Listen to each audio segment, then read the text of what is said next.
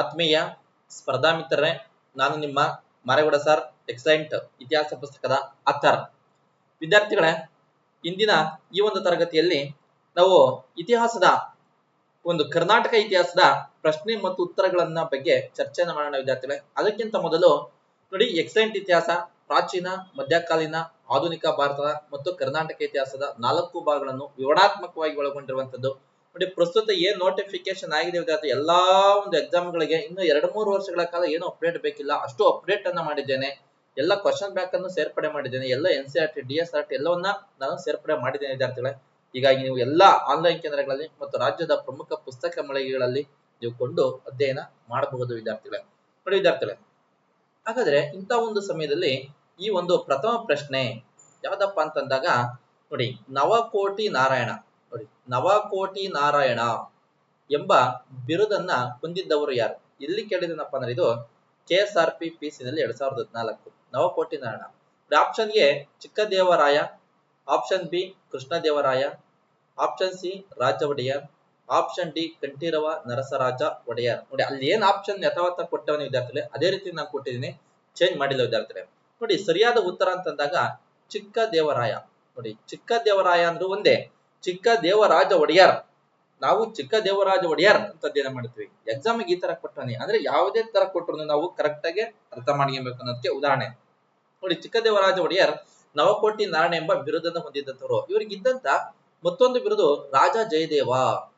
ರಾಜ ಜಯದೇವ, ರಾಜ ಜಯದೇವ ಅಥವಾ ರಾಜ ಜಗದೇವ, ರಾಜ ಜಗದೇವ ಎಂಬ ಬಿರುದನ್ನು ಹೊಂದಿದ್ದಂತವರೇ ಈ ನಮ್ಮ ಚಿಕ್ಕದೇವರಾಜ ಒಡೆಯರು. ನೋಡಿ, ಚಿಕ್ಕದೇವರಾಜ ಒಡೆಯರಿಗೆ ರಾಜ ಜಯದೇವ ಅಥವಾ ರಾಜ ಜಗದೇವ ಬಿರುದನ್ನು ನೀಡಿದಂತವ್ರು ಯಾರು? ಔರಂಗಜೇಬ. ಯಾರು ನೀಡ್ತಾನೆ? ಔರಂಗಜೇಬ. ಈ ಔರಂಗಜೇಬ ಯಾಕಪ್ಪ ನೀಡ್ತಾನೆ ಅಂತಂದ್ರೆ, ನೋಡಿ, ಈ ಚಿಕ್ಕದೇವರಾಜ ಒಡೆಯರು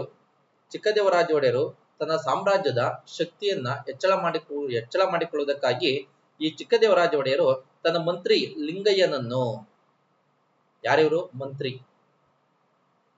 ಮಂತ್ರಿ ಲಿಂಗಯ್ಯನನ್ನು ಔರಂಗಜೇಬನ ಎರಡನೇ ಆಸ್ಥಾನ ಅಹಮದಾಬಾದ್ ಆಸ್ಥಾನಕ್ಕೆ ರಾಯಭಾರಿಯಾಗಿ ಕಳಿಸ್ತಾನೆ. ನೋಡಿ, ಚಿಕ್ಕದೇವರಾಜ ಒಡೆಯರು ತನ್ನ ಮಂತ್ರಿ ಲಿಂಗಯ್ಯನನ್ನ ಔರಂಗಜೇಬನ ಎರಡನೇ ಆಸ್ಥಾನವಾದಂತ ಅಹಮದಾಬಾದ್ ಆಸ್ಥಾನಕ್ಕೆ ರಾಯಭಾರಿಯಾಗಿ ಕಳಿಸಿದಂತ ಒಂದು ಸಮಯದಲ್ಲಿ ಆಗ ಚಿಕ್ಕದೇವರಾಜ ಒಡೆಯರ ಮತ್ತು ಔರಂಗಜೇಬ ನಡುವೆ ಉತ್ತಮ ಬಾಂಧವ್ಯ ಮೂಡಿದ್ದರಿಂದ ಈ ಚಿಕ್ಕದೇವರಾಜ ಒಡೆಯರಿಗೆ ಔರಂಗಜೇಬ ಈ ರಾಜ ಜಯದೇವ ಅಥವಾ ರಾಜ ಜಗದೇವ ಎಂಬ ಬಿರುದನ್ನ ಕಳಿಸ್ತಾನೆ. ಹೀಗಾಗಿ ಈ ಚಿಕ್ಕದೇವರಾಜ ಒಡೆಯರಿಗೆ ರಾಜ ಜಯದೇವ ಅಥವಾ ರಾಜ ಜಗದೇವ ಎಂಬ ಬಿರುದು ಬರಲು ಕಾರಣವಾಯಿತು. ನೋಡಿ, ನಮ್ಮ ಚಿಕ್ಕದೇವರಾಜ ಒಡೆಯರೇ ಇವರು ಸಾಹಿತ್ಯಾಭಿಮಾನಿ ಆಗಿದ್ರು. ಹೀಗಾಗಿ ಇವರು ಚಿಕ್ಕದೇವರಾಜ ಭಿನ್ನಪ್ಪಂ, ನೋಡಿ, ಚಿಕ್ಕದೇವರಾಜ ಭಿನ್ನಪ್ಪಂ ಎಂಬ ಕೃತಿ ರಚನೆ ಮಾಡ್ತಾರೆ. ಈ ಚಿಕ್ಕದೇವರಾಜ ಭಿನ್ನಪ್ಪಂ ಎಂಬ ಕೃತಿ ಮೇಲುಕೋಟೆ ಚಲುವ ನಾರಾಯಣ ಸ್ವಾಮಿ ದೇವರನ್ನ ಕುರಿತಾಗಿದೆ. ಚಿಕ್ಕದೇವರಾಜ ಭಿನ್ನಪ್ಪಂ ಎಂಬ ಕೃತಿ ಮೇಲುಕೋಟೆ ಚಲುವ ನಾರಾಯಣ ಸ್ವಾಮಿಯನ್ನ ಕುರಿತಾಗಿರುವಂತದ್ದು. ತದನಂತರ ಗೀತ ಗೋಪಾಲ, ಭಗವತ ಮತ್ತು ಭಾರತ ಎಂಬ ಹೀಗೆ ಹಲವಾರು ಕೃತಿಗಳನ್ನ ರಚನೆ ಮಾಡಿದಂತವರೇ ಚಿಕ್ಕದೇವರಾಜ ಒಡೆಯರ್. ನೋಡಿ, ನಂತರ ಎರಡನೇ ಪ್ರಶ್ನೆ ಬಿಜಾಪುರ ಅಥವಾ ಇಂದಿನ ವಿಜಯಪುರ. ನೋಡಿ, ಬಿಜಾಪುರ ಇದಕ್ಕೆ ಹೆಸರಾಗಿದೆ. ಯಾವ ಎಕ್ಸಾಮ್ ಅಂದ್ರೆ RRC ಗ್ರೂಪ್ ಡಿ 2013 ಕೇಳಿದ್ದೇನೆ. ನೋಡಿ, ಆಪ್ಷನ್ ಎ ಅತಿ ಬರಗಾಲದ ಪರಿಸ್ಥಿತಿ, option B Gol Gumbaz, option C ಭಾರಿ ಮಳೆಗೆ, ಆಪ್ಷನ್ ಡಿ ಗೊಮ್ಮಟೇಶ್ವರನ ವಿಗ್ರಹ. ನೋಡಿ, ಬಿಜಾಪುರ ಯಾವ್ದಕ್ಕ ಫೇಮಸ್ ಅಂದ್ರೆ ನೋಡಿ, ಗೋಲ ಗುಂಬಜ್. ನೋಡಿ, ಗೋಲ ಗುಂಬಜ್ ಅಂದ್ರೆ ಒಂದೇ, ಗೋಳ ಗೊಮ್ಮಟ ಅಂತಂದ್ರದು ಒಂದೇ ವಿದ್ಯಾರ್ಥಿಗಳೇ. ಈ ಒಂದು ಗೋಳ ಗೊಮ್ಮಟವನ್ನು ನಿರ್ಮಾಣ ಮಾಡಿದಂತವರೇ ಎರಡನೇ ಮೊಹಮ್ಮದ್ ಆದಿಲ್ ಶಾ. ನೋಡಿ, ಎರಡನೇ ಮೊಹಮ್ಮದ್ ಆದಿಲ್ ಶಾ. ನೋಡಿ ವಿದ್ಯಾರ್ಥಿಗಳೇ, ಈ ಗೋಳ ಗೊಮ್ಮಟವನ್ನ ನಿರ್ಮಾಣ ಮಾಡಿದಂತವ್ರು ಯಾರು ಅಂದಾಗ ಎರಡನೇ ಮೊಹಮ್ಮದ್ ಶಾ. ನೋಡಿ, ಈ ಒಂದು ಗೋಳ ಗೊಮ್ಮಟದ ಒಂದು ವಿಶೇಷತೆ ಏನಪ್ಪಾ ಅಂದಾಗ ಇಲ್ಲಿ 1 ಬಾರಿ ಮಾತನಾಡಿದರೆ 7 ಬಾರಿ ಪ್ರತಿಧ್ವನಿಸುತ್ತದೆ. ನೋಡಿ, 7 ಬಾರಿ ಪ್ರತಿಧ್ವನಿ. ನೋಡಿ, 1 ಬಾರಿ ಮಾತನಾಡಿದರೆ 7 ಬಾರಿ ಪ್ರತಿಧ್ವನಿಸುತ್ತದೆ. ನೋಡಿ, ತದನಂತರ ಇಲ್ಲಿ ಇದು ಪಿಸುಮಾತಿನ ಗ್ಯಾಲರಿ ಹೊಂದಿದೆ. ನೋಡಿ, ಪಿಸುಮಾತಿನ ಗ್ಯಾಲರಿ ಹೊಂದಿದೆ.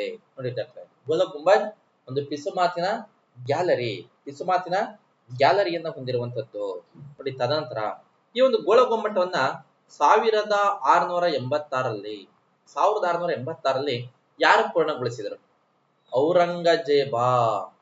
ಔರಂಗಜೇಬ ಈ ಗೋಳಗುಮ್ಮಟದ ಕಾರ್ಯವನ್ನ ಪೂರ್ಣಗೊಳಿಸಿದಂತವನೇ ಔರಂಗಜೇಬ. ಯಾವಾಗ? 1686ರಲ್ಲಿ. ನೋಡಿ, ಈ ಗೋಳಗುಮ್ಮಟದ ಒಂದು ವಿಶೇಷ ಲಕ್ಷಣ ನೋಡಿ ವಿದ್ಯಾರ್ಥಿಗಳೇ, ವಿಶೇಷ ಲಕ್ಷಣ ಇದು ಒಂದ್ಸರಿ ಎಕ್ಸಾಮ್ ಕ್ವಶನ್ ಆಗಿ ನೋಡಿ. ಗೋಳಗುಮ್ಮಟದ ವಿಶೇಷ ಲಕ್ಷಣ ಏಕಾಕಾರದ ಗೊಮ್ಮಟ ಹೊಂದಿರುವುದು. ನೋಡಿ, ಏಕಾಕಾರದ ಗೊಮ್ಮಟ. ನೋಡಿ, ಏಕಾಕಾರದ ಗೊಮ್ಮಟ. ಏಕಾಕಾರದ ಗೊಮ್ಮಟ ಹೊಂದಿರುವಂತದ್ದೇ ಈ ಒಂದು ಗೋಳಗುಮ್ಮಟದ ಒಂದು ವಿಶೇಷ ಲಕ್ಷಣವಾಗಿರುವಂತದ್ದು. ನೋಡಿ ವಿದ್ಯಾರ್ಥಿಗಳೇ, ಇಷ್ಟು ಸಹ ನಮ್ಗೆ ಇನ್ನೂ ವಿಚಾರ ಜಾಸ್ತಿ ಇದೆ ವಿದ್ಯಾರ್ಥಿಗಳೇ. ನಾನು ನಿಮ್ಗೆ ಸ್ವಲ್ಪ ಸಿಂಪಲ್ ಆಗೇನೆ ಹೇಳ್ತಾ ಇದ್ದೀನಿ. ಬೇಕು ಅಂದ್ರೆ ನಮ್ಮ ಎಕ್ಸಲೆಂಟ್ ಇತಿಹಾಸ ಪುಸ್ತಕದಲ್ಲಿ ಸಂಪೂರ್ಣವಾದಂತ ವಿಚಾರ ಇದೆ, ನೀವು ಅಲ್ಲಿ ಅಧ್ಯಯನ ಮಾಡಿ ವಿದ್ಯಾರ್ಥಿಗಳೇ. ನೋಡಿ, ನಂತರ ಮೂರನೇ ಪ್ರಶ್ನೆ, ದಕ್ಷಿಣ ಭಾರತದ ಕೆಳಕಂಡ ದೊರೆಗಳ ಹೆಸರುಗಳನ್ನು ಕಾಲಾನುಕ್ರಮದಲ್ಲಿ ತಿಳಿಸಿ. ಇದು KS 2006ರಲ್ಲಿ ಪ್ರಶ್ನೆ ಆಗಿರುವಂತದ್ದು ವಿದ್ಯಾರ್ಥಿ. ನೋಡಿ, ಆಪ್ಷನ್ ಎ ಹೊಯ್ಸಳರ ವಿಷ್ಣುವರ್ಧನ, ಬಿ ಕಾಕತೀಯ ಮನೆತನದ ತ್ರಿಭುವನ ಮಲ್ಲ, ಆಪ್ಷನ್ ಸಿ ಕಾಕತೀಯ ಪ್ರತಾಪರುದ್ರ, ಕಾಕತೀಯ ಮನೆತನದ ಪ್ರತಾಪರುದ್ರ. ನೋಡಿ, ಹೊಯ್ಸಳ ಸೋಮೇಶ್ವರ ಅಂತ ಇದೆ. ನೋಡಿ, ಕಾಲಾನುಕ್ರಮದಲ್ಲಿ ಯಾರ್ಯಾರು ಯಾವಾಗ ಫಸ್ಟ್ ಆಳ್ವಿಕೆ ಮಾಡಿದಂತವ್ರು ಅಂದಾಗ ನೋಡಿ ವಿದ್ಯಾರ್ಥಿ, ಮೊದಲು ಕಾಕತೀಯರ ತ್ರಿಭುವನ. ನೋಡಿ, ಆಪ್ಷನ್ ಸರಿಯಾದಂತ ಆಪ್ಷನ್ ಎ ವಿದ್ಯಾರ್ಥಿಗಳೇ. ನೋಡಿ, ಮೊದಲು ಕಾಕತೀಯ ತ್ರಿಭುವನ, ಕಾಕತೀಯ ತ್ರಿಭುವನ, ನಂತರ ಹೊಯ್ಸಳರ ವಿಷ್ಣುವರ್ಧನ, ಹೊಯ್ಸಳರ ವಿಷ್ಣುವರ್ಧನ. ನೋಡಿ, ನಂತರ ಕಾಕತೀಯ ಪ್ರತಾಪರುದ್ರ, ಕಾಕತೀಯ ಪ್ರತಾಪರುದ್ರ. ನೋಡಿ, ನಂತರ ಡಿ ಹೊಯ್ಸಳರ ಸೋಮೇಶ್ವರ, ಹೊಯ್ಸಳರ ಸೋಮೇಶ್ವರ. ನೋಡಿ, ಇವರು ಹೀಗೆ ಕಾಲಾನುಕ್ರಮದಲ್ಲಿ ಆಡಳಿತವನ್ನ ಮಾಡಿದಂತವ್ರು ವಿದ್ಯಾರ್ಥಿಗಳ. ನೋಡಿ, ಈಗ ಹಿಂಗೆ ಒಂದೊಂದ್ಸಾರಿ ಈ ತರ ಕ್ವಶನ್ ಆಗ್ಬಿಡ್ತೇವೆ ವಿದ್ಯಾರ್ಥಿಗಳ, ಏನು ಮಾಡಕ್ಕಾಗಲ್ಲ. ಪ್ರತಿಯೊಂದು ಒಬ್ರದನು ಇಸ್ವಿನ ಯಾರು ಅಧ್ಯಯನ ಮಾಡಕ್ಕಾಗಲ್ಲ ವಿದ್ಯಾರ್ಥಿಗಳೇ, ಅದ್ ನಾನು ಹೇಳ್ತೀನಿ ಇತಿಹಾಸ ಮೇಷ ಆಗ್ಬೇಕಾದ್ರೆ. ನೋಡಿ, ನಂತರ ನಾಲ್ಕನೇ ಪ್ರಶ್ನೆ. ನೋಡಿ, ರಾಷ್ಟ್ರಕೂಟರು ಬಾದಾಮಿ ಚಾಲುಕ್ಯರ ಈ ದೊರೆಯನ್ನು ಸೋಲಿಸಿದರು. ನೋಡಿ, PC 2016ರಲ್ಲಿ ಕೇಳಬಹುದು. ರಾಷ್ಟ್ರಕೂಟರು ಬಾದಾಮಿ ಚಾಲುಕ್ಯರ ಈ ದೊರೆಯನ್ನು ಸೋಲಿಸಿದರು. ನೋಡಿ, option A Mahendra Varma, option B Kirtivarma, option C Immadi Pulakeshi, option D Raja Narasimha. ನೋಡಿ, ರಾಷ್ಟ್ರಕೂಟರು ಬಾದಾಮಿ ಚಾಲುಕ್ಯ ಯಾವ ದೊರೆಯನ್ನು ಸೋಲಿಸಿದರು ಅಂದಾಗ ನೋಡಿ ವಿದ್ಯಾರ್ಥಿ, ಕೀರ್ತಿವರ್ಮ. ನೋಡಿ ವಿದ್ಯಾರ್ಥಿ, ಇವನ ಪೂರ್ಣ ಹೆಸರು ಎರಡನೇ ಕೀರ್ತಿವರ್ಮ ಅಂತ. ಎರಡನೇ ಕೀರ್ತಿವರ್ಮ, ಇವನ ಮೊದಲ ಹೆಸರು ಪೂರ್ಣ ಹೆಸರು ಎರಡನೇ ಕೀರ್ತಿವರ್ಮ. ಎಕ್ಸಾಮ್ ಆಗಿ ಏನ್ ಕೊಟ್ಟವನೇ ಅದೇ ರೀತಿ ನಾನು ಕೊಟ್ಟಿದ್ದೀನಿ ವಿದ್ಯಾರ್ಥಿಗಳೇ. ನೋಡಿ, ಎರಡನೇ ಕೀರ್ತಿವರ್ಮ ಏನಪ್ಪಾ ಅಂತ, ಇದಕ್ಕೂ ಏನ್ ಸಂಬಂಧ ಅಂದ್ರೆ ನೋಡಿ ವಿದ್ಯಾರ್ಥಿಗಳೇ, ಇವನು ರಾಷ್ಟ್ರಕೂಟ ಮನೆತನವನ್ನು ಸ್ಥಾಪನೆ ಮಾಡಿದಂತವ್ರು ಯಾರು? ರಾಷ್ಟ್ರಕೂಟ ಮನೆತನದ ಸ್ಥಾಪಕ ಯಾರು? ಸ್ಥಾಪಕ? ದಂತಿದುರ್ಗ. ನೋಡಿ, ಈ ದಂತಿದುರ್ಗ ಬಾದಾಮಿ ಚಾಲುಕ್ಯರ ಕೊನೆಯ ಅರಸನಾದಂತ ಎರಡನೇ ಕೀರ್ತಿವರ್ಮನನ್ನ ಸಂಪೂರ್ಣವಾಗಿ ಸೋಲಿಸುವುದರ ಮೂಲಕ ರಾಷ್ಟ್ರಕೂಟ ಸಾಮ್ರಾಜ್ಯವನ್ನು ಸ್ಥಾಪನೆ ಮಾಡಿಕೊಂಡ. ನೋಡಿ, ಹಂಗಾಗಿ ಅದ್ರ ಮೇಲೆ ಈ ರೀತಿ ಕ್ವಶನ್ ಆಗಿರುವಂತದ್ದು. ನೋಡಿ, ರಾಷ್ಟ್ರಕೂಟ ಮನೆತನದ ಸ್ಥಾಪಕ ಯಾರು? ದಂತಿದುರ್ಗ. ಈ ದಂತಿದುರ್ಗ ಬಾದಾಮಿ ಚಾಲುಕ್ಯರ ಕೊನೆಯ ಅರಸನಾದಂತ ಎರಡನೇ ಕೀರ್ತಿವರ್ಮನನ್ನ ಸೋಲಿಸುವುದರ ಮೂಲಕ ರಾಷ್ಟ್ರಕೂಟ ಸಾಮ್ರಾಜ್ಯವನ್ನು ಸ್ಥಾಪನೆ ಮಾಡಿದ. ನೋಡಿ, ಈ ಒಂದು ದಂತಿದುರ್ಗ ಅಂತಂದಾಗ ಈ ರಾಷ್ಟ್ರಕೂಟರ ಪ್ರಸಿದ್ಧ ರಾಜಧಾನಿ ಮಾನ್ಯಕೇಟ ಅಥವಾ ಮಳಕೇಡ. ನೋಡಿ, ಮಾನ್ಯಕೇಟ ಅಥವಾ ಮಳಕೇಡ. ಮಾನ್ಯಕೇಟ ಅಥವಾ ಮಳಕೇಡ ಇವರ ಪ್ರಸಿದ್ಧ ರಾಜಧಾನಿ. ನೋಡಿ, ಹಾಗಾದ್ರೆ ರಾಷ್ಟ್ರಕೂಟ ಮನೆತನದ ಮೂಲ ಪುರುಷ ಯಾರು?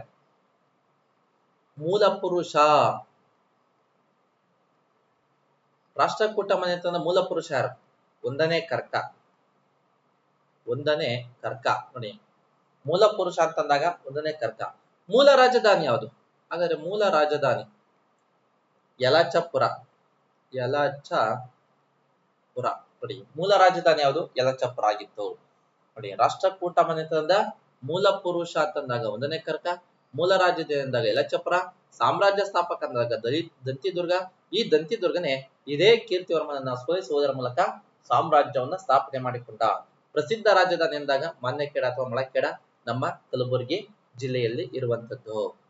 ನೋಡಿ, ನಂತರ ಐದನೇ ಪ್ರಶ್ನೆ. ವಿಕ್ರಮ ಶಕೆಯನ್ನು ಆರಂಭಿಸಿದ ಕಲ್ಯಾಣಿ ಚಾಲುಕ್ಯರ ಅರಸ ಯಾರು? ನೋಡಿ, ವಿಕ್ರಮ ಶಕೆಯನ್ನು ಆರಂಭಿಸಿದ ಕಲ್ಯಾಣಿ ಚಾಲುಕ್ಯರ ಅರಸ ಯಾವುದು?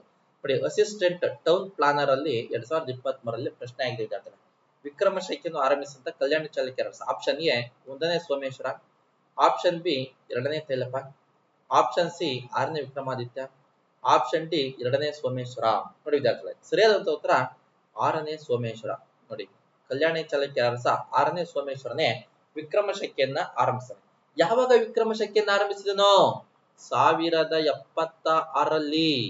ನೋಡಿ, ಕ್ರಿಸ್ತ ಶಕ 1076ರಲ್ಲಿ ಚಾಲುಕ್ಯ ವಿಕ್ರಮ ಶಕೆಯನ್ನು ಆರಂಭಿಸಿದನೆಂದು ನಮಗೆ ಗದಗ ಶಾಸನ ಇತಿಹಾಸವನ್ನು ತಿಳಿಸುತ್ತದೆ. ನೋಡಿ, 6ನೇ ವಿಕ್ರಮಾದಿತ್ಯ 1078ರಲ್ಲಿ ಚಾಲುಕ್ಯ ವಿಕ್ರಮ ಶಕೆಯನ್ನು ಆರಂಭ ಮಾಡಿದ ಅಂತ ನಮ್ಗೆ ಇತಿಹಾಸ ತಿಳಿಸುವಂತದ್ದೇ ಗದಗ ಶಾಸನ. ನೋಡಿ, ಕ್ರಿಸ್ತ ಶಕ 78ರಲ್ಲಿ ಶಕವರ್ಷ. ಕ್ರಿಸ್ತ ಶಕ 78ರಲ್ಲಿ ಶಕವರ್ಷವನ್ನು ಆರಂಭಿಸಲಾಗ್ತದೆ. ನೋಡಿ, ಕ್ರಿಸ್ತ ಶಕ 320ರಲ್ಲಿ ಗುಪ್ತ ಶಕೆ. 606ರಲ್ಲಿ ಹರ್ಷ ಶಕೆ. 627ರಲ್ಲಿ ಹಿಜಿರಾ ಶಕೆ. ನೋಡಿ ವಿದ್ಯಾರ್ಥಿಗಳೇ, ಕ್ರಿಸ್ತ ಶಕ 1076ರಲ್ಲಿ ಚಾಲುಕ್ಯ ವಿಕ್ರಮ ಶಕೆ, ಕ್ರಿಸ್ತ ಶಕ 78ರಲ್ಲಿ ಶಕವರ್ಷ, 320ರಲ್ಲಿ ಗುಪ್ತ ಶಕೆ, 606ರಲ್ಲಿ ಹರ್ಷ ಶಕೆ, 627ರಲ್ಲಿ ಹಿಜಿರಾ ಶಕೆ. ಇವೆಲ್ಲ ಸೆಕೆಗಳು ಗೊತ್ತಿರಲಿ. ಸೆಕೆ ಆತಾಯ್ತು ಬ್ಯಾಸ್ಗೆ, ನಮ್ಗೆ ಮುಂದೆ 1 ಮಾರ್ಕ್ಸ್ ಬರುತ್ತೆ ವಿದ್ಯಾರ್ಥಿಗಳೇ. ನಂತರ 6ನೇ ಪ್ರಶ್ನೆ ನೋಡಿ, ಮದವೇರಿದ ಆನೆ ಅಂದ್ರೆ ಮದಗಜ ಯಾವ ರಾಜವಂಶದ ರಾಜ್ಯ ಲಾಂಛನವಾಗಿತ್ತು? ನೋಡಿ, KSRP 2013ರಲ್ಲಿ ಕೇಳಿದೆ. KSRP 2013ರಲ್ಲಿ. ಆಪ್ಷನ್ ಎ ಬಾದಾಮಿ ಚಾಲುಕ್ಯರು, ಆಪ್ಷನ್ ಬಿ ತಲಕಾಡಿನ ಗಂಗರು, ಆಪ್ಷನ್ ಸಿ ವಿಜಯನಗರ ರಾಜವಂಶ, ಆಪ್ಷನ್ ಡಿ ಬನವಾಸಿಯ ಕದಂಬರು ಅಂತ ಇದೆ ವಿದ್ಯಾರ್ಥಿಗಳೇ. ನೋಡಿ, ಹಾಗಾದ್ರೆ ಮದವೇರಿದ ಆನೆ ಅಂದ್ರೆ ಮದಗಜ ಯಾವ ರಾಜವಂಶದ ಲಾಂಛನ ಅಂದಾಗ ನೋಡಿ, ತಲಕಾಡಿನ ಗಂಗರು ವಿದ್ಯಾರ್ಥಿಗಳು. ನೋಡಿ, ತಲಕಾಡಿನ ಗಂಗರ ಒಂದು ಲಾಂಛನವಾಗಿತ್ತು. ನೋಡಿ, ಇವರ ನಾಣ್ಯ ಯಾವುದು ಅಂದಾಗ ಹೊನ್ನು. ನಾಣ್ಯ ಹೊನ್ನು. ನೋಡಿ, ಲಾಂಛನ ಮದಗಜ ಅಥವಾ ಮದವೇರಿದ ಆನೆ. ನೋಡಿ, ಒಂದು ತಲಕಾಡಿನ ಗಂಗಾ ಸಾಮ್ರಾಜ್ಯವನ್ನು ಸ್ಥಾಪನೆ ಮಾಡಿದಂತವ್ರು ಅಂದಾಗ ದಡಿಗ ಮತ್ತು ಮಾಧವ.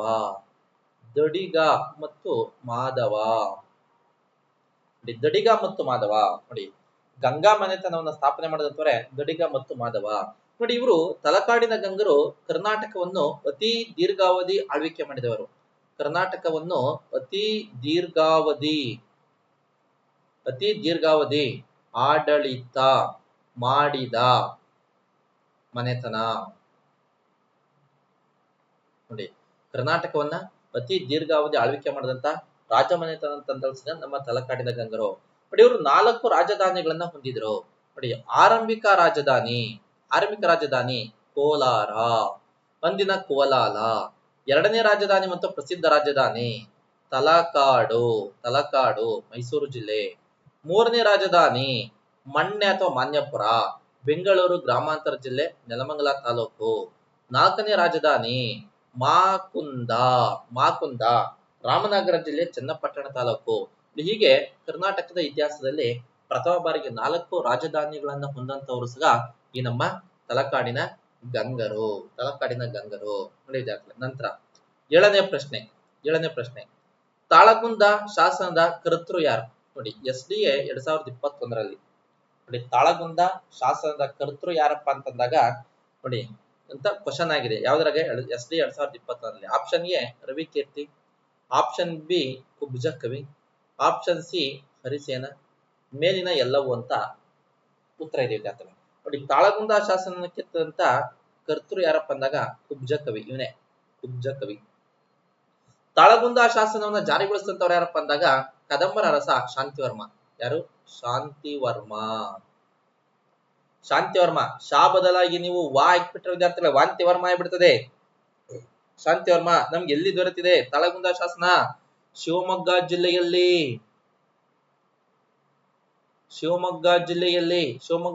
ದೊರೆತಿರುವಂತದ್ದು. ನೋಡಿ, ಈ ಒಂದು ಶಾಂತಿವರ್ಮ ತಾಳಗುಂದ ಶಾಸನ ಕೆತ್ತಂತ ಯಾರು ಅಂದಾಗ ಕುಬ್ಜ ಕವಿ, ನಮ್ಮ ಕುಬ್ಜ ಕವಿ. ನೋಡಿ, ರವಿಕೀರ್ತಿ ಬಾದಾಮಿ ಚಾಲುಕ್ಯರ ಇಮ್ಮಡಿ ಪುಲಕೇಶ ಆಸ್ಥಾನದಲ್ಲಿದ್ದಂಥವನು. ಈ ರವಿ ಕೀರ್ತಿಗೆ ಈ ನಮ್ಮ ಐಹೊಳೆ ಶಾಸನವನ್ನ ಕೆತ್ತಿಸಿದಂಥವನು. ಐಹೊಳೆ ಶಾಸನ ನೋಡಿ, ಐಹೊಳೆ ಶಾಸನ 18 ಸಾಲುಗಳನ್ನು ಒಳಗೊಂಡಿದ್ದು ಒಂದೇ ವಾಕ್ಯಗಳಿದೆ. ನೋಡಿ, ಐಹೊಳೆ ಶಾಸನ 18 ಸಾಲುಗಳನ್ನು ಒಳಗೊಂಡಿದ್ದು ಒಂದೇ ವಾಕ್ಯದಲ್ಲಿರುವಂತದ್ದು. ನೋಡಿ, ಈ ಹರಿಸೇನ ಅನ್ನೋದಕ್ಕೊಂದು ಇದೆ ವಿದ್ಯಾರ್ಥಿಗಳಿಗೆ. ಈ ಹರಿಸೇನ ಅಂದಾಗ ಅಲಹಾಬಾದ್ ಸ್ತಂಭ ಶಾಸನವನ್ನ ಕೆತ್ತಿದವನು. ನೋಡಿ, ಅಲಹಾಬಾದ್ ಸ್ತಂಭ ಶಾಸನವನ್ನ ಕೆತ್ತಂತವನೇ ಈ ಹರಿಸೇನ. ಈ ಅಲಹಾಬಾದ್ ಸ್ತಂಭ ಶಾಸನ 33 ಸಾಲುಗಳನ್ನು ಒಳಗೊಂಡಿದ್ದು ಒಂದೇ ವಾಕ್ಯದಲ್ಲಿದೆ. ಇದು ಸಂಸ್ಕೃತ ಭಾಷೆಯಲ್ಲಿದೆ. ಹಾಗಾದ್ರೆ ಈ ಒಂದು ಅಲಹಾಬಾದ್ ಸ್ತಂಭ ಶಾಸನ ಮೊದಲು ಉತ್ತರ ಪ್ರದೇಶದ ನೋಡಿ, ಈ ಒಂದು ಉತ್ತರ ಪ್ರದೇಶದ ಯಾವ ಸ್ಥಳದಲ್ಲಿ ಇತ್ತು? ನೋಡಿ, ಈ ಒಂದು ಅಲಹಾಬಾದ್ ಸ್ತಂಭ ಶಾಸನ ಸಮುದ್ರಗುಪ್ತನ ಬಗ್ಗೆ ನಮಗೆ ಮಾಹಿತಿ ನೀಡುವಂತದ್ದು. ಇದು ಸಂಸ್ಕೃತ ಭಾಷೆಯಲ್ಲಿರುವಂತದ್ದು. 33 ಸಾಲುಗಳನ್ನು ಒಳಗೊಂಡಿದ್ದು ಒಂದೇ ವಾಕ್ಯದಲ್ಲಿದ್ದು ಸಮುದ್ರಗುಪ್ತನ ಸಾಧನೆಯನ್ನು ತಿಳಿಸುತ್ತದೆ. ಈ ಒಂದು ಅಲಹಾಬಾದ್ ಸ್ತಂಭ ಶಾಸನ ನಾವು ಶಾಸನಗಳ ಕಾವ್ಯ ಎಂದು ಕರೆಯಲಾಗುತ್ತದೆ. ವಿದ್ಯಾರ್ಥಿಗಳೇ, ನಂತರ ಮತ್ತೊಂದು ಪ್ರಶ್ನೆ. ನಂತರ 8ನೇ ಪ್ರಶ್ನೆ. ವಿಜಯನಗರವನ್ನು ಮರೆತು ಹೋದ ಸಾಮ್ರಾಜ್ಯ ಎಂದು ವರ್ಣಿಸಿದ ಇತಿಹಾಸಕಾರ ಯಾರು? ನೋಡಿ, PDO 2011ರಲ್ಲಿ ಕ್ವಶನ್ ಆಗಿದೆ. ವಿಜಯನಗರವನ್ನು ಮರೆತು ಹೋದ ಸಾಮ್ರಾಜ್ಯ ಎಂದು ವರ್ಣಿಸಿದಂತ ಇತಿಹಾಸಕಾರ ಯಾರಪ್ಪ ಅಂದಾಗ ನೋಡಿ, PDO 2011ರಲ್ಲಿ ನೋಡಿ ಆಪ್ಷನ್ ನೋಡಿ, BA Saletore, Vasundhara Filliozat, KM Nilakanta Sastri, Robert Sewell. ನೋಡಿ ವಿದ್ಯಾರ್ಥಿಗಳೇ, ವಿಜಯನಗರವನ್ನು ಮರೆತು ಹೋದ ಸಾಮ್ರಾಜ್ಯ ಎಂದು ವರ್ಣನೆ ಮಾಡಿದಂತವರು ಅಂದಾಗ ರಾಬರ್ಟ್ ಸಿವೆಲ್. ಸರಿಯಾದ ಉತ್ತರ ಡಿ. ರಾಬರ್ಟ್ ಸಿವೆಲ್ ವಿಜಯನಗರ ಸಾಮ್ರಾಜ್ಯವನ್ನು ಮರೆತು ಹೋದ ಸಾಮ್ರಾಜ್ಯ ಎಂಬ ಕೃತಿಯನ್ನು ರಚನೆ ಮಾಡಿದಂತವರು. ನೋಡಿ, ವಿಜಯನಗರವನ್ನು ಮರೆಯಲಾಗದ ಸಾಮ್ರಾಜ್ಯ ಎಂಬ ಕೃತಿ ರಚನೆ ಮಾಡಿದಂತವರು ಯಾರು? ಡಾಕ್ಟರ್ ಸೂರ್ಯನಾರಾಯಣ್. ನೋಡಿ, ವಿಜಯನಗರವನ್ನು ಮರೆಯಲಾಗದ ಸಾಮ್ರಾಜ್ಯ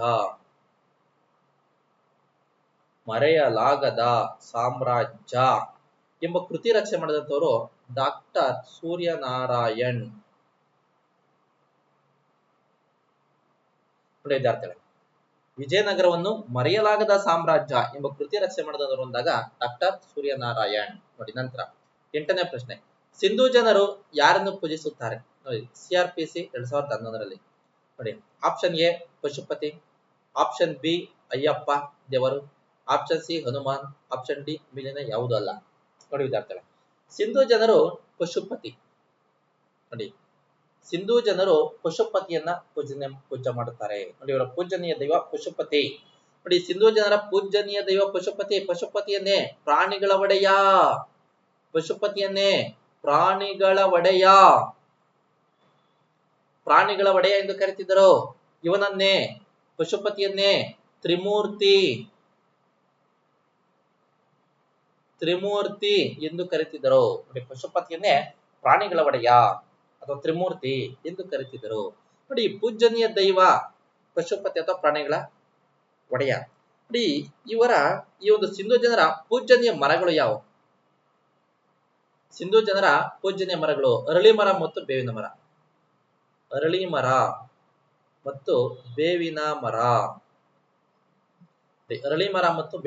ನೋಡಿ, ಸಿಂಧೂ ಜನರ ಪೂಜನೀಯ ಮರಗಳು ಅಂತಂದಾಗ ಅರಳಿ ಮರ ಮತ್ತು ಬೇವಿನ ಮರಗಳು. ನೋಡಿ, ಹಾಗಾದ್ರೆ ಈ ಸಿಂಧೂ ಜನರ ಒಂದು ಪ್ರೀತಿಯ ಪ್ರಾಣಿ ಯಾವುದು? ಸಿಂಧೂ ಜನರ ಪ್ರೀತಿಯ ಪ್ರಾಣಿ ಯಾವುದು? ಏಕಶೃಂಗಿ ಡುಬ್ಬದ ಗೂಳಿ.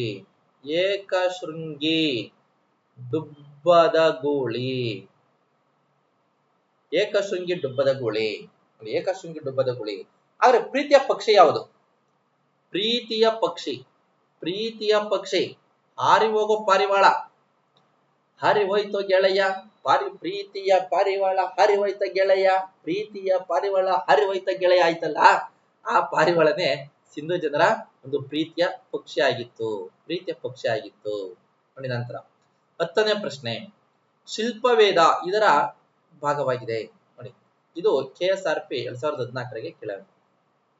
ನೋಡಿ ವಿದ್ಯಾರ್ಥಿಗಳೇ, option A Rigveda, option B Samaveda, option C Yajurveda, option D Atharvana Veda. ನೋಡಿ ವಿದ್ಯಾರ್ಥಿಗಳೇ, ಈ ಒಂದು ಶಿಲ್ಪವೇದ ಯಾವುದರ ಭಾಗ ಅಂದಾಗ ಅಥರ್ವಣ ವೇದದ ಭಾಗವಾಗಿದೆ ವಿದ್ಯಾರ್ಥಿಗಳೇ.